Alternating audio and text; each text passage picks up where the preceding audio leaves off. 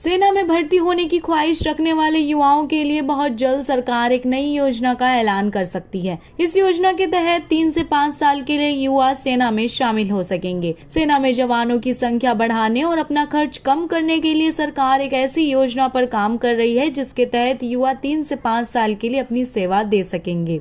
इसे Agnipath entry scheme का नाम दिया जाएगा। इस योजना के तहत युवा 3 से 5 साल के लिए सेना में शामिल होंगे और अपनी सेवा देंगे। एक तय टाइम के लिए सेना में शामिल होने के कॉन्सेप्ट को टूर ऑफ ड्यूटी कहा जाता है। टूर ऑफ ड्यूटी का कॉन्सेप्ट नया नहीं है। दूसरे विश्व युद्ध के समय जब ब्रिटिश वायुसेना के पायलट तनाव में आए थे तब वायुसेना में टूर ऑफ ड्यूटी का कॉन्सेप्ट लाया गया था। इसके तहत शामिल होने वाले पायलट को 2 साल तक 200 घंटे तक विमान उड़ाने को कहा गया था। टूर ऑफ ड्यूटी का कॉन्सेप्ट कॉर्पोरेट घरानों में भी अपनाया जाता है। अमेरिका के कई कॉर्पोरेट ऑफिस में ऐसा कल्चर चलता है। टूर ऑफ ड्यूटी के तहत लोगों को एक तय अवधि के लिए नौकरी पर रखा जाता है।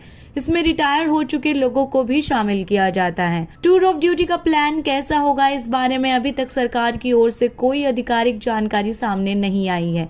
हालांकि कुछ रिपोर्ट्स में कहा गया है कि इसके तहत 3 से 5 साल तक के लिए युवा को भर्ती किया जाएगा। बताया जा रहा है कि शुरुआत में इसे आर्मी में लागू किया जाएगा, बाद में इसे वायुसेना और नौसेना में भी लागू किया जा सकता है। टूर ऑफ ड्यूटी के दौरान युवाओं को सेना के जवानों की तरह पूरी ट्रेनिंग दी जाएगी। उन्हें तैनात भी किया जाएगा। ड्यूटी पूरी होने के बाद युवा दूसरी जगह नौकरी कर सकते हैं। टूर ऑफ ड्यूटी के तहत अफसरों और सैनिकों दोनों की भर्ती होगी। अफसरों के लिए उन्हें भर्ती किया जाएगा जो रिटायर हो चुके होंगे, वहीं सैनिकों में युवाओं को भर्ती किया जाएगा। इस बारे में अभी ज्यादा जानकारी सामने नहीं आई है। हालांकि बताया जा रहा है कि शुरुआत के करीब 100 युवाओं को टूर ऑफ ड्यूटी के तहत भर्ती किया जाएगा। टूर ऑफ ड्यूटी के तहत जुड़े 25% युवा 3 साल के लिए और 25% युवा 5 साल के लिए सेना में सेवा दे सकेंगे। बाकी के 50% युवाओं को स्थायी सेवा दी जा सकती है। इस योजना के तहत सेना से जुड़े अफसरों को हर महीने 80 से 90 हजार रुपए की सैलरी मिल सकती है। रिपोर्ट्स के मुताबिक 3 से 5 साल के लिए सेना से जुड़ने वाले युवाओं को नेशनल पेंशन स्कीम के दायरे में भी लाया जाएगा।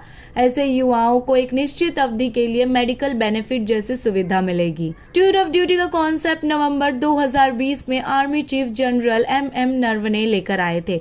उन्होंने रक्षा मंत्रालय के सामने इसकी ब्रीफिंग भी दी थी।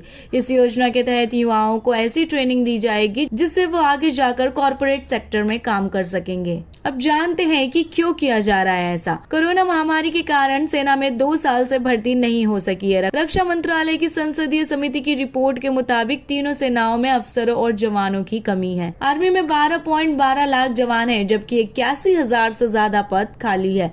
इसी तरह वायुसेना में अफसरों और एयरमैन के करीब 7,000 और नौसेना में अफसरों और नाविकों के 12,500 पद खाली है। अब जानते हैं टूर ऑफ ड्यूटी से क्या होगा फायदा। इससे सेना को हर साल हजारों करोड़ रुपए बचाने में मदद मिलेगी। बजट दस्तावेज के मुताबिक तीनों सेनाएं हर साल 1.25 लाख करोड़ रुपए पेंशन पर खर्च करती है। 2022 और 23 में ही पेंशन पर 1.19 लाख करोड़ रुपए खर्च होने का अनुमान है। एक तय समय के लिए युवाओं को सेना में रखने से पेंशन का खर्च भी बचेगा। अगर 4 साल की सर्विस के दौरान किसी अग्निवीर की ऑपरेशन के दौरान मृत्यु हो जाती है तो बीमे की रकम परिवार को मिलेगी। ये रकम करीब 48 लाख रुपए होगी। इसके अलावा जितनी सर्विस बची होगी उसकी सैलरी भी नॉमिनी को मिलेगी। सर्विस पीरियड के दौरान विकलांगता या शारीरिक अक्षमता की सूरत में जवान को आर्थिक सहायता भी दी जाएगी। सूत्रों के मुताबिक ट्रेनिंग और सर्विस पीरियड के दौरान स्किल्स को देखते हुए जवानों को डिप्लोमा या क्रेडिट्स दिए जाएंगे। इसका इस्तेमाल वो आगे की पढ़ाई में कर सकते हैं। 4 साल का टेन्योर खत्म होने के बाद सैनिकों को रिहैबिलिटेशन के लिए सरकार मदद करेगी। मगर इन सब के बीच कई सवाल भी हैं। इस योजना को लेकर कई लोगों के मन में कई सवाल हैं। एक सवाल तो ये है कि आखिर इस भर्ती के बाद उन युवाओं का क्या होगा जो 4 साल बाद बेरोजगार हो जाएंगे। इसके साथ ही सवाल है कि अभी सैनिकों की करीब 44 हफ्ते की ट्रेनिंग होती है। वहीं इस प्रक्रिया से भर्ती होने वाले अग्निवीर की ट्रेनिंग कम समय के लिए होती है तो सेना की क्षमता पर असर पड़ सकता है। लेकिन 3 साल के लिए ही सेना में रहने वाले युवा कितना अनुभव ले पाएंगे?